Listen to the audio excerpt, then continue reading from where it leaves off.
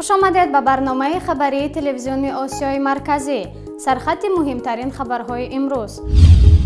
رئیس جمهور تاجیکستان وزیران دفاع کشورهای عضو سازمان پیمان امنیتی دست جمعی را پذیرفت. فرماندهان نیروهای مرزبانی تاجیکستان و ایران حضور نیروهای گروه تروریستی دولت اسلامی را در منطقه تایید نکردند. وزیر امور خارجه تاجیکستان با همتایان ایرانی و افغانستانی خود دیدار کرد. افغانستان خواستار پیوستن به سازمان همکاری شانگهای شد. آیا دیپلمات تاجیک دبیر کل سازمان همکاری شانگهای می شود؟ رئیس جمهوری تاجیکستان امامعلی رحمان و وزیران دفاع کشورهای عضو سازمان پیمان امنیتی دست جمعی امروز در دوشنبه مسائل همکاری‌های نظامی و فنی را بررسی کردند. امامعلی رحمان در این ملاقات تاکید کرد که سران کشورهای همپیمان همواره از فعالیت شورای وزیران دفاع این سازمان پشتیبانی می‌کنند و ساختارهای دفاعی هماهنگی بیشتری را در تحکیم امنیت و ثبات کشورها منتظرند.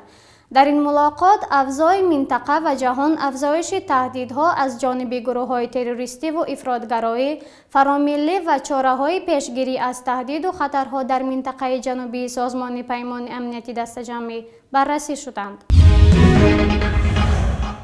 در حاشیه این نشست رئیس جمهور تاجیکستان با وزیر دفاع روسیه ملاقات جداگانه داشت که موضوع محوری آن پایداری مرز تاجیکستان با افغانستان بود. بنا به اطلاع دفتر مطبوعاتی رئیس جمهور تاجیکستان امامعلی رحمان و سرگئی شایگو در این دیدار افزای کنونی منطقه به ویژه تشدید وضع در شمال افغانستان را بررسی کردند و بر تحکیم بیشتر مرز تاجیکستان با این کشور همسایه تاکید کردند. در این ملاقات همچنین مسائل همکاری‌های نظامی و فنی تاجیکستان و روسیه از آن جمله آموزش نظامیان تاجیک در دانشگاه‌های نظامی روسیه، نوسازی جنگ‌افزارهای نیروهای مسلح تاجیکستان بررسی شد و تاکید گردید که همکاری‌ها و همگرایی‌های نیروهای نظامی تاجیکستان با پایگاه نظامی روسیه بیشتر و بهتر شود. یادآوری می‌شود که تاجیکستان همکنون ریاست دوره‌ای سازمان پیمان امنیتی دست جمعی را بر عهده دارد و نشست شورای وزیران دفاع کشورهای این سازمان در دوشنبه برگزار می‌شود. قرار است در پی دیدار و گفتگوی شیرعلی میرزا و سرگئی شایگو وزیران دفاع تاجیکستان و روسیه سندهای همکاری در زمینه نظامی و فنی امضا شوند. اگرچه سازمان پیمان امنیتی دست جمعی از تهدید گروه تروریستی دولت اسلامی بر کشورهای آسیای مرکزی آژیر میزند، ولی فرماندهان نیروهای مرزبانی تاجیکستان و ایران میگویند حضور آن در منطقه هنوز تایید نشده است. در نشستی که امروز در دوشنبه برگزار شد، رجبعلی رحمانعلی و قاسم رضایی بر ناامنی‌ها در افغانستان و منطقه اشاره کرده گفتند این دو کشور نیاز به همکاری‌ها، تبادل تجربه و دیگر اقدامات ویژه برای تأمین امنیت داخلی و منطقه‌ای دارند. فرماندهان نیروهای مرزبانی تاجیکستان و ایران در این نشست مشترک اعلام کردند که در زمینه تحکیم امنیت مرزها و آموزش و آماده‌سازی کارشناسان نظامی و تبادل تجربه به توافق رسیدند. وزیر امور خارجه جمهوری تاجیکستان سراج الدین اسلف در جلسه نوبتی شورای وزیران امور خارجه کشورهای عضو سازمان همکاری شانگهای در مسکو موقع تاجیکستان را در مسائل کلیدی همکاری‌ها در چارچوب این سازمان توضیح داد.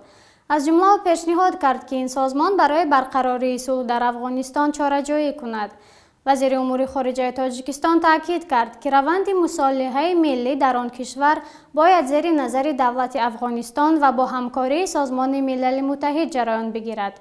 در حاشیه این نشست سراج الدین اسلف با همتای ایرانیش محمد جواد ظریف ملاقات کرد و مسائل همکاری‌های دوجانبه و اوضاع و احوال منطقه را بررسی کرد. همچنین وزیر امور خارجه جمهوری تاجیکستان با همتای افغانستانیش صلاح الدین ربانی نیز دیدار و مسائل مبرم روابط تاجیکستان و افغانستان را بررسی و بر ضرورت تحکیم روابط میان وزارت‌های امور خارجه دو کشور برای گسترش همکاری‌های دوجانبه در همه زمینه‌ها تاکید کردند. افغانستان خواستار پیوستن به سازمان همکاری شانگهای شد. صلاح الدین ربانی وزیر امور خارجه افغانستان نیز در جلسه شورای وزرای خارجه کشورهای عضو سازمان همکاری‌های شانگهای اعلام کرده است که افغانستان خواستار عضویت کامل در این سازمان است. وی این نکته را در مسکو در ملاقات وزیران خارجه کشورهای عضو این سازمان بیان داشته است. حال افغانستان در این سازمان مقام کشور همکار و ناظر را دارد. ربانی همچنین همکاری در مبارزه با تروریسم را خیلی مهم می‌داند و چنین می‌گوید: ما باید برای پیدا کردن و پیشگیری کردن از سرچشمه‌ها و امکانیت‌های تروریسم در منطقه همکاری نزدیک داشته باشیم. رسانه‌های روسی از حاشیه نشست شورای وزیران خارجه سازمان همکاری شانگهای گزارش دادند که احتمالاً رشید علیموف دبیر کل آینده این سازمان خواهد شد.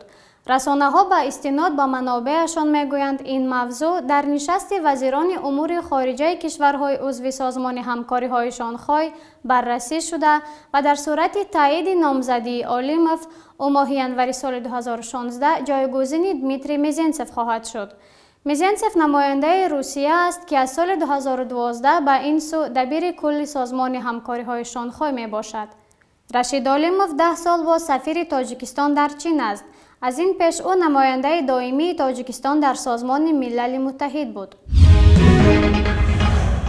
شبکه‌های اینترنتی در تاجیکستان چند روز باز دستنوراست شدند. کاربران اینترنت نمی‌توانند آزادانه از وبگاه‌های رسانه‌ها و شبکه‌های اجتماعی بهره بگیرند مگر کسانی که از برنامه‌های فیلتر شکن برخوردارند. از کارشناسان پرسیدیم که مسدود شدن اینترنت به سود کیست و چه زیانی برای کشور دارد.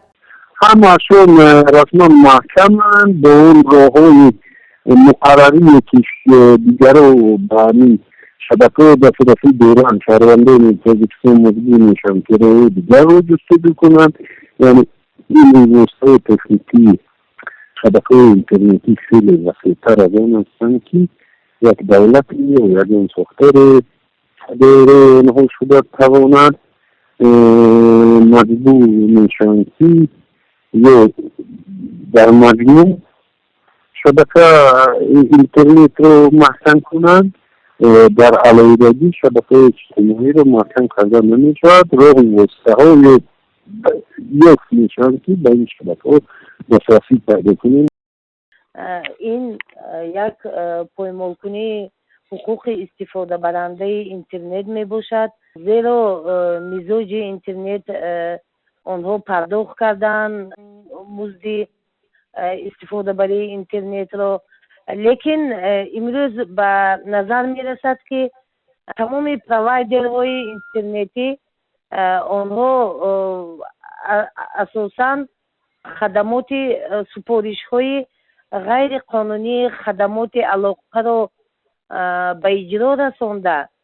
هر وقتی که از آنها طلب میکنند که اینترنت قطع کرده شود، یعنی بسته شود، آنها این پروایدرها سامانه های خود را، شرکت های خود را به مزاج میبندند.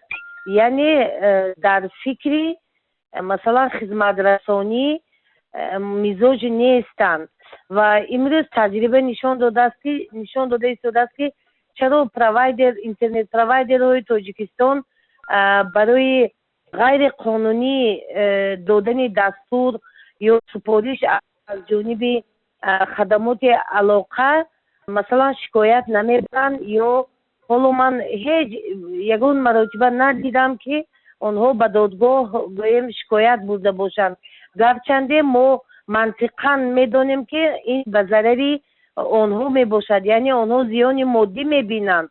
من امروز گفته میتوانم با یک اطمینان کامل که چرا اینترنت پروایدرها به دادگاه مراجعت نمی کنند، برای آنکه آنها در نزد مقامات متهم هستند. بیشتر هنگام سنجش فعالیت مالیوی آنها حالتهای آشکار میگردند که آنها پرداخت انداز را پنهان میکنند یا سرکشی میکنند. بینندگان گرامی، در همینجا برنامه خبری امروز به پایان میرسد. پیروز باشید تا بازدید.